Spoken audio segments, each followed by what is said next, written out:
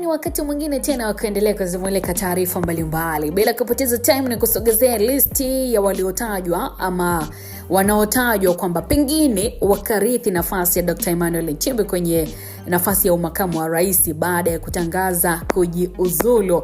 Karibu tuwafahamu ni kina nani hawa.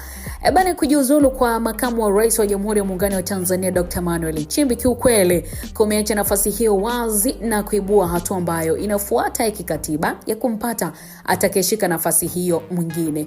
Dr. Emmanuel Nchimbi ameeleza kuwa ataacha rasmi nafasi hiyo itakapofika Septemba 4 na baada ya Rais Dr. Samia Suluhu Hassan kuridhia ombi la kwake.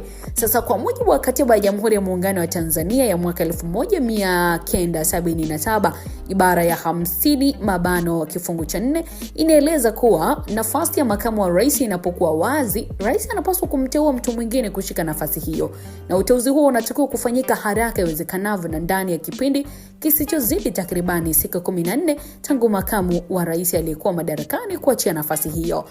Uteuzi huo pia unatakiwa kuthibitishwa na bunge kwa kura ya wengi ya wabunge.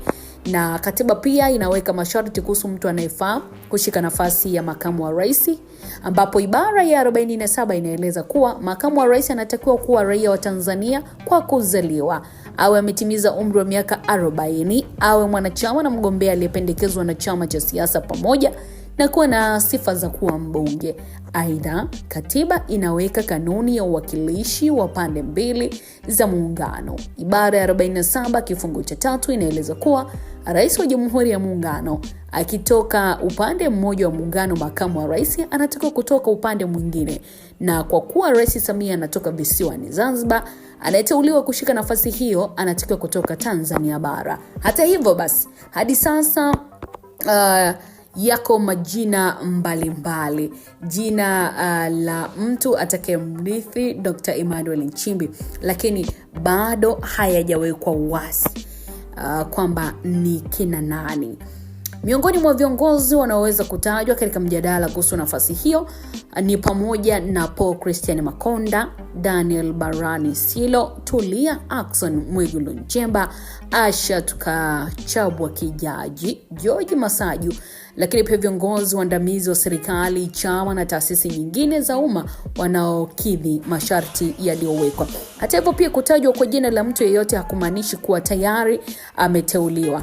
Lakini baada ya Rais Samia kufanya uteuzi, jina hilo litapelekwa bungeni jijini Dodoma, ikiwa ni kwa ajili ya kuthibitishwa kwa kura ya wabunge walio wengi. Baada ya uthibitisho huo, makamu wa rais mpya ataweza kuapishwa na kuanza rasmi majukumu yake katika kazi ambayo inamstahili. Katiba inaeleza kuwa makamu wa rais aliyeteuliwa chini ibara ya 50 kifungu cha 4 atapishwa na kushika nafasi baada ya uteuzi wake kuthibitishwa na bunge la Jamhuri ya Muungano wa Tanzania. Kwa hiyo swali la nani atamrithi Dr. Emmanuel Nchimbi bado inabaki kuwa ni kitendawili wa Rais Samia Suluhu Hassan. Kinachojulikana kwa sasa kikatiba ni kwamba uteuzi unatakiwa kufanyika ndani ya siku takriban 14 baada ya nafasi kuwa wazi na kuthibitishwa na bunge kabla ya makamu mpya kuanza rasmi kazi ya kwake. Ni nani pengine kati ya wale ambao tumewataja hii leo, unaona nani anaweza kushika nafasi hiyo? Unaweza kuungana nasi katika kutoa maoni kwako. Wakati mwingine tutasoma ujumbe wako. Bye bye.